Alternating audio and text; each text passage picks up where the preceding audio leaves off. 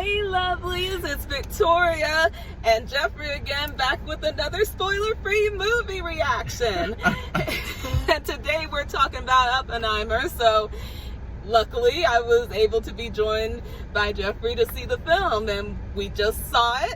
Yeah, there's no better way to start your morning or day with a little bit of, nuclear drama, atomic sadness going on. So yeah, fun times. If you're gonna do a double feature, probably would say watch this first and then go watch Barbie. Don't do the other way around. And he would know because he saw Barbie yesterday, so yeah. There you go. But don't worry, your special star reviewer right here will tell you all about Miss Barbie very soon.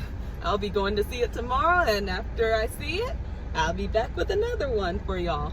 So yeah, here we are. We just watched a movie about, a certain kind of bomb, and then obviously very soon Victoria's going to tell you about the other pink blonde bombshell. But today we're talking about the serious bomb. So yes. And the historical figure behind it, or one of the most famous ones behind it. And first and foremost, let me say that when it comes to Christopher Nolan, I have gotten used to a sort of pattern with him in his movies, and in all honesty, this one wasn't all that different, but still, I will say that it was definitely, it pulls you in. At first, when you first get into it, it's kind of like, okay, we're starting off a little bit slow, but but as the stuff starts taking off, you're just running with it as you watch the film.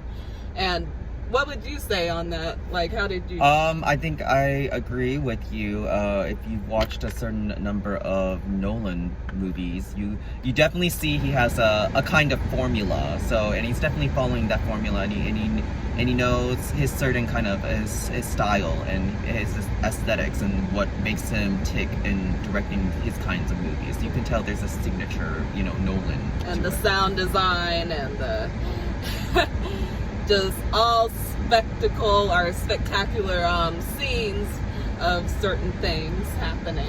Yeah, and speaking of sound, if you've ever heard about Nolan and sound editing, I can tell you some of that has not changed. Yeah, there will be moments where, the music's great, obviously, drama and tension, but there'll be moments like, what was that they just said? I didn't hear that. And you're like, man, I wish I had captions. Yeah, because the sound just overtook it. It was like, okay, we hear the sound more so than what's being said at times. So, if you might have heard in, sound mixing issues or sound editing or the sound balance qualities, that still stayed about the same.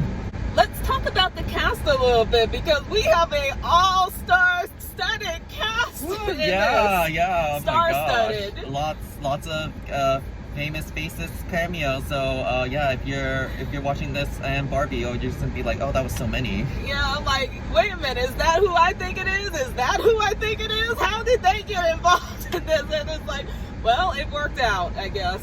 It worked out for the better. But Cillian Murphy, who is plays Oppenheimer, but what's his full name again?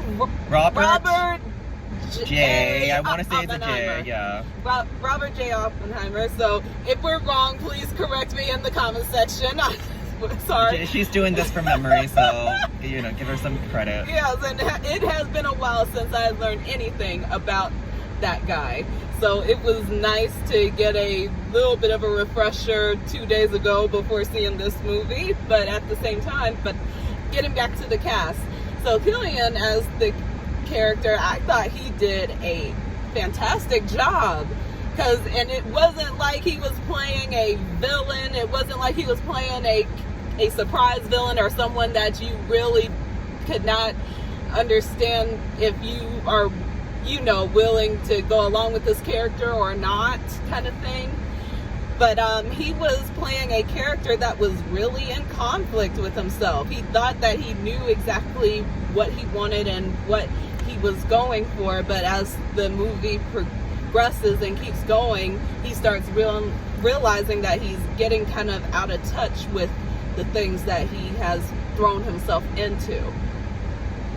What do you think about him playing that character? It's rare. We get to see him. Again, Victoria talked about just that he's typically typecasted as in a certain, usually like suspicious or questionable or malicious kind of character Or villain. or villain. So and it's also rare we get to see him in a lead title role. Oh, yeah. So that's also I don't know. I think I read or heard something about like he's obviously he's worked with Nolan quite a bit, like many times, several times, and then finally Nolan's like, I can finally put you in a lead role, something like that. And he was in Inception. And he was. I don't think clearly it's not the first time Nolan's worked with him. But yeah, no, I think you're right. The conflict. And then it's just being able to show that kind of roller coaster ride of just over his timeline of going through and the development, of course, of the atomic bomb and such. Yes. And as for the supporting cast that's involved, we have Emily Blunt, who plays Oppenheimer's wife. We have Florence Pugh, and I won't say which character she plays, but I didn't find it too surprising she was playing this character, but I thought her character was still very fascinating. I just wish we saw a little bit more about her character, because there were points where you're like, okay, you're just gonna show us that, and we still are like, well, we want to see a little bit more, please, of her character. And then there's also Robert Downey Jr., who's not Iron Man in this movie. I know, it's a little bit of a Marvel reunion. Yeah. Iron Man, and then the new Black Widow. Oh, yes. And Matt Damon, who I am not surprised to see him in this movie. I am not.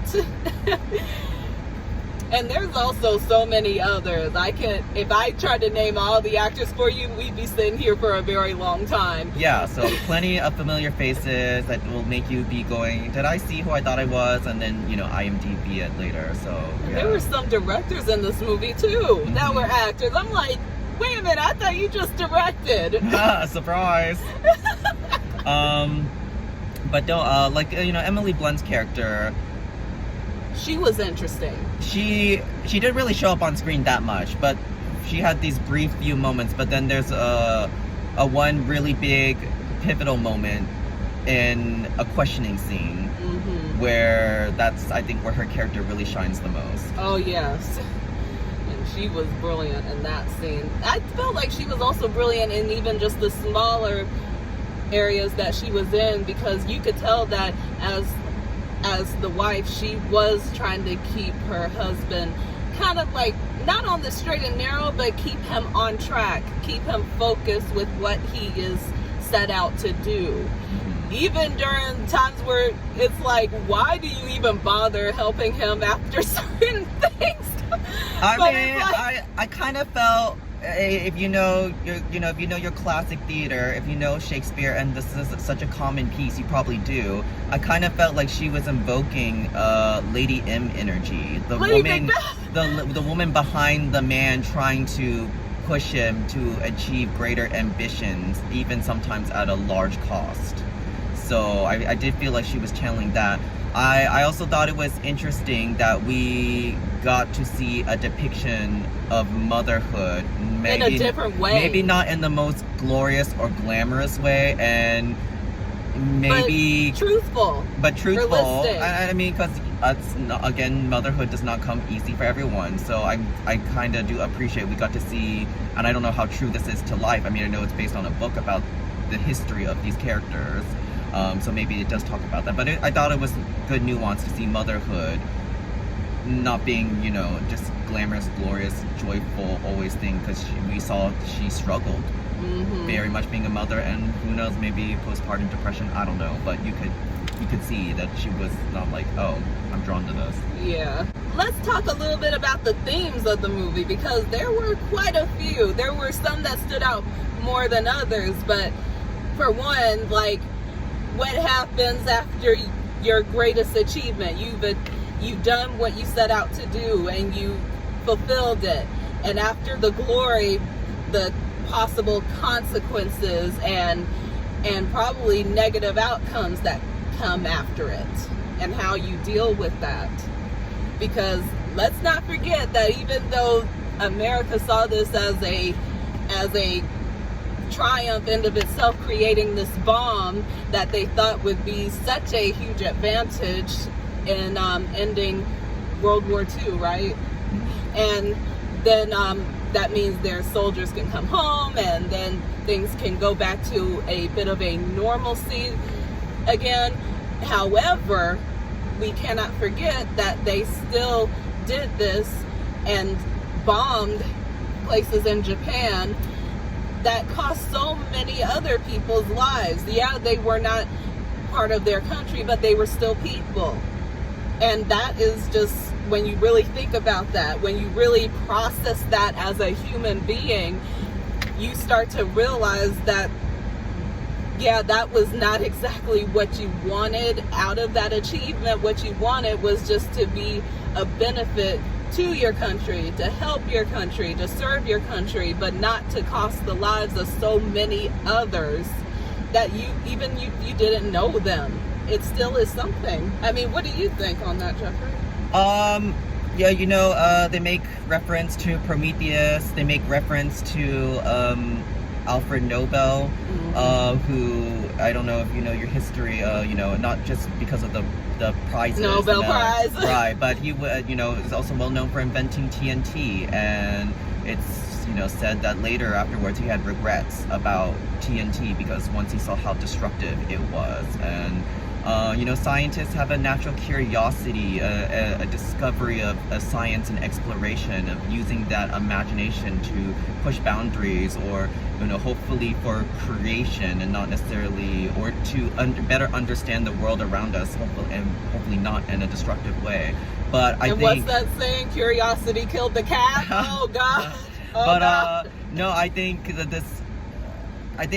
it's about a movie about a man and his evolution over time, how his views change over time, and how he's haunted, just like Nobel, by the thing that made him famous. One of his greatest achievements is also the thing that haunts him the most, because his scientific discovery, once he sees the consequences, the aftermath, the destruction, it weighs down on him in a way that he starts seeing himself as the harbinger of death, almost. In ways that he didn't anticipate, and trying to wrestle with, ethical or moral dilemmas, and how this speaks to him as, still a human being, individual, as a person.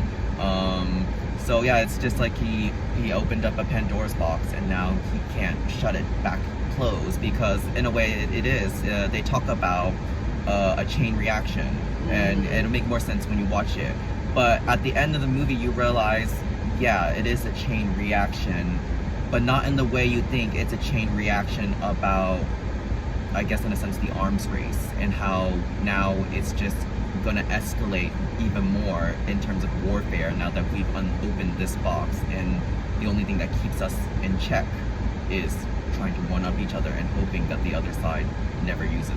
And that all that matters is what you do now, after all that has been unleashed.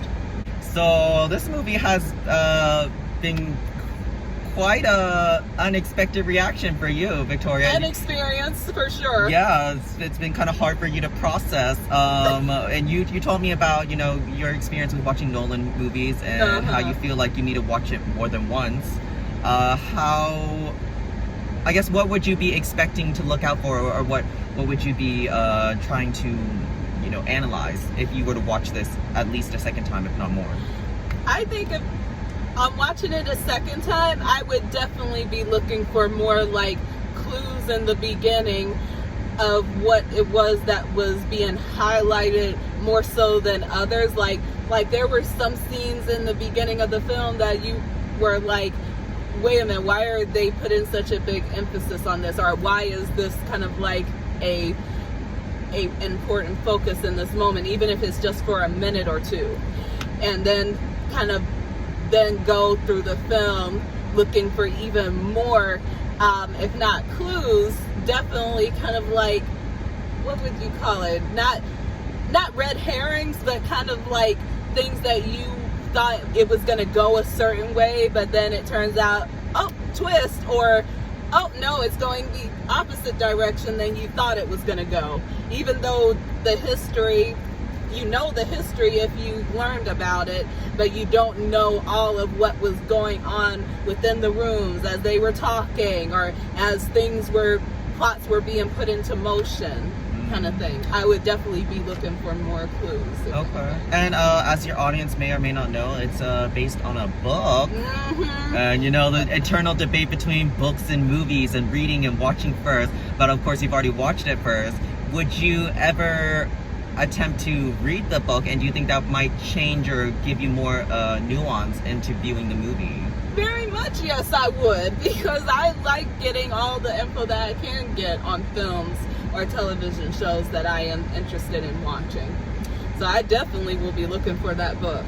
Okay, well, I mean, you've heard it, folks. If you petition hard enough, maybe Victoria will also become a literature reviewer as well. Or she'll talk about her thoughts about books. So maybe that might happen. Yeah, we'll see on that.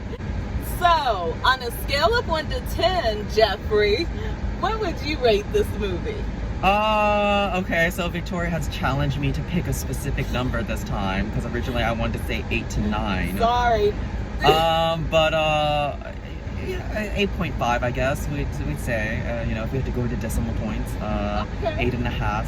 Yeah. What about you, Victoria? Your impressions, your thoughts? Me, I have to give this movie I give it an 8.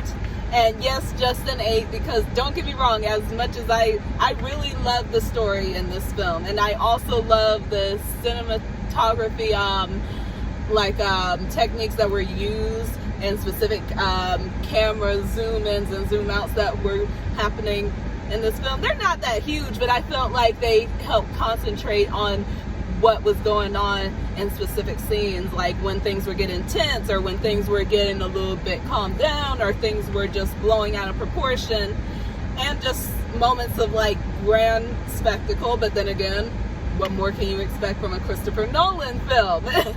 But but I still felt like there were areas that, even though this is already long enough, it's 3 hours, y'all.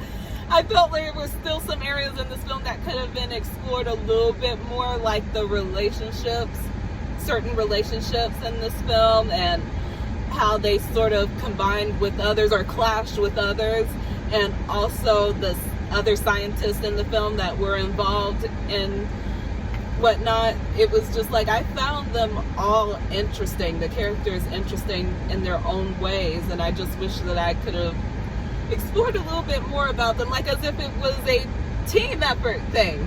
Like, yes, the film is about Oppenheimer, we know that, but what if there was a movie about all of them working together as a team? Because we know that, yes, even though he was the one who initially came up with this idea on how to really make it happen, there were still others involved. So I would have liked that in a way. Maybe it's a little convoluted, but that's just me. All right, so that was quite the impression it left on you, and maybe, if you guys tell Victoria to do it, maybe she will go back for a repeat viewing another 3 hours, and then she'll give you second impressions video. Oh, God. Maybe, but it'll depend on if you like and subscribe and comment about what you think. Yeah, pretty much. But that would be pushing it, though. But either way, this is what we do on here. But thank you so much for joining us once again. If you like this video, please like, share, and subscribe. And if you have seen the film, or you're planning to see the film and you have any thoughts on it, please leave them in the comment section down below. And of course, I already mentioned my next film that I will be doing my movie reaction on is gonna be Barbie. So get ready for that, y'all, when I come back. All right, everyone, it's gonna be ready for Life in Pink. So maybe Victoria might even show up in a pink outfit. Don't push your luck. Maybe she'll give us a little bit of a Barbie style, huh? What do we think? What do we think? Tell us in the comment if you think it's gonna happen. We'll see. Do you know that song? I don't know. Do we know? a Barbie girl. Oh, okay. So see, she Oh my just God. admitted she Oh, no. is. Now she's gonna show up Oh, no. in the review and the movie for it. Jeffrey, But don't tune promise in my next lovelies time. that. See ya. Bye.